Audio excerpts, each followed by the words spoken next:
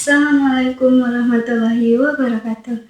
Halo teman-teman, perkenalkan nama saya Vina Aulia, Prodi PGMI semester 2. Pada kesempatan kali ini, saya akan membahas tentang etika berorganisasi dalam Islam. Topik ini sangat penting, terutama bagi kita yang aktif dalam organisasi, baik di kampus, sekolah, maupun di lingkungan masyarakat. Karena dalam Islam, setiap aktivitas yang kita lakukan, termasuk berorganisasi, tidak hanya dinilai dari hasilnya saja, tetapi juga dari cara kita menjalankannya. Disinilah etika menjadi hal yang sangat penting. Pertama, kita pahami dulu apa itu organisasi. Organisasi adalah wadah bagi individu untuk bekerja sama dalam mencapai tujuan bersama. Dalam organisasi, kita tidak bisa berjalan sendiri, tetapi harus saling berinteraksi, berkomunikasi, dan bekerja sama dengan orang lain.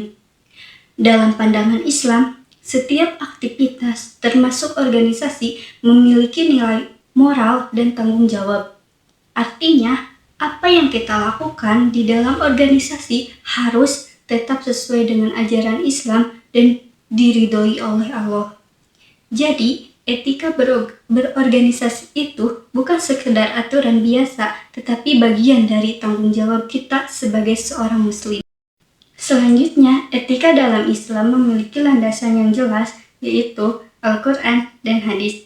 Ada beberapa nilai utama yang menjadi dasar dalam berorganisasi. Di antaranya adalah kejujuran atau sidik, amanah atau dapat dipercaya, keadilan, dan tanggung jawab. Misalnya, ketika kita diberi tugas dalam organisasi, maka itu adalah amanah yang harus dijalankan dengan baik, mungkin tidak boleh asal-asalan, apalagi sampai mengabaikan tugas tersebut. Kemudian, sikap jujur sangat penting baik dalam perkataan maupun tindakan, karena kejujuran akan membangun kepercayaan antara anggota. Mengapa etika berorganisasi itu penting? Karena etika membantu mencapaikan lingkungan organisasi yang sehat, harmonis, dan juga produktif. Bayangkan, jika dalam sebuah organisasi tidak ada etika, orang-orang tidak jujur, tidak bertanggung jawab, dan tidak saling menghargai. Maka yang terjadi adalah konflik, ketidakpercayaan, bahkan bisa menyebabkan organisasi tersebut tidak berjalan dengan baik. Sebaliknya, jika etika diterapkan dengan baik, maka kerjasama akan menjadi lebih efektif, kepercayaannya antar anggota meningkat, dan tujuan organisasi pun akan lebih mudah tercapai. Dalam berorganisasi, setiap anggota dituntut untuk memiliki sikap mencerminkan nilai-nilai Islam. Contohnya, seperti jujur dalam perkataan dan tindakan, bertanggung jawab terhadap tugas, serta menghargai pendapat orang lain. Selain itu, kita juga harus menghindari sikap egois atau meningkatkan diri sendiri, karena organisasi itu bukan tentang satu orang, tetapi tentang kebersamaan. Ketika kita bisa saling menghargai dan bekerja sama, maka suasana organisasi akan menjadi lebih nyaman dan kondusif. Selanjutnya adalah tentang kepemimpinan. Seorang pemimpin dalam organisasi memiliki tanggung jawab yang sangat besar. Dalam Islam, pemimpin harus bersikap adil, bijaksana, dan mampu melayani anggotanya.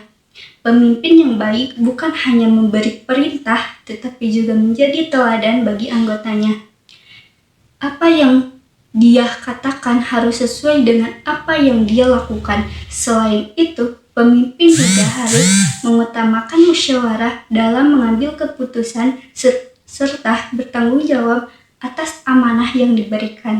Dalam Islam, musyawarah memiliki peran yang sangat penting. Musyawarah adalah proses berdiskusi bersama untuk mencari solusi terbaik.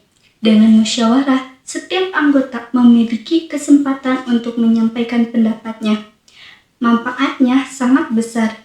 Di antaranya adalah menghindari keputusan sepihak, meningkatkan rasa kebersamaan, dan menghasilkan keputusan yang lebih bijak. Jadi, dalam organisasi, sebaiknya setiap keputusan tidak diambil sendirian, tetapi melalui proses musyawarah. Dalam organisasi, Konflik itu sebenarnya hal yang wajar. Namun, yang penting adalah bagaimana cara kita mengelolanya. Ada beberapa sikap yang harus dihindari, seperti gibah atau membicarakan keburukan orang lain, fitnah, iri, dengki, dan sikap tidak profesional. Jika sikap-sikap ini dibiarkan, maka akan merusak hubungan antar anggota dan mengganggu jalannya organisasi. Sebaliknya, jika kita menjaga sikap dan etika, maka konflik bisa diselesaikan dengan cara yang baik. Penerapan etika berorganisasi sebenarnya bisa dimulai dari hal-hal sederhana, misalnya datang tepat waktu saat rapat, menyelesaikan tugas dengan baik, dan menjaga komunikasi yang sopan. Selain itu, kita juga bisa menepati janji, tidak menyalahgunakan jabatan, dan saling membantu antara anggota. Hal-hal kecil seperti ini jika dilakukan secara konsisten akan memberikan dampak besar bagi organisasi. Jadi, kesimpulannya, etika berorganisasi dalam Islam bukan hanya sekedar aturan, tetapi juga merupakan bagian dari ibadah. Dengan menerapkan etika yang baik, kita tidak hanya mencapai tujuan organisasi secara duniawi, tetapi juga mendapatkan keberkahan dari Allah. Oleh karena itu, mari kita mulai dari diri kita sendiri untuk selalu menjaga etika dalam berorganisasi.